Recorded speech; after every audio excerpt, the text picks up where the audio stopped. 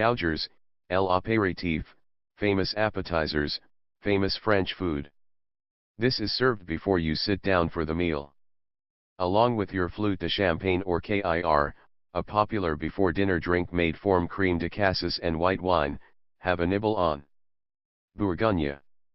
The French region of Bourgogne is often given credit with being the birthplace of Gougères, although I have heard rumors that it was a visiting Parisian chef that first had the idea to add cheese to choux pastry and serve it as an appetizer. In Bourgogne, you are likely to find this cheese puff recipe cooked in a ring, called a couronne or crown. It is then sliced into servings and served alongside a green salad. Typically, this cheese puff recipe is made with Comté cheese, a French cheese fabricated in Franche-Comté, just to the east of Bourgogne. However, other types of cheese will work just as well.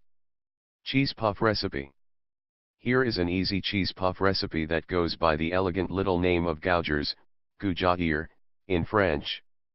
They make a popular warm appetizer or might be served alongside a green salad for a tasty entree. French cheese puffs. Don't be afraid to get creative with the other ingredients. You can add all sorts of things to Gougères with great success. Popular additions are finely diced ham, chopped chives, diced smoked salmon, piment d'Espelette, and even foie gras. The recipe begins by making a choux pastry dough. Choux has a reputation of being tricky and I have failed a few batches in my time. The cheese puff recipe here though should work every time. Do pay attention to egg size, the recipe calls for 4 medium eggs. If you use large eggs, 3 will probably be enough.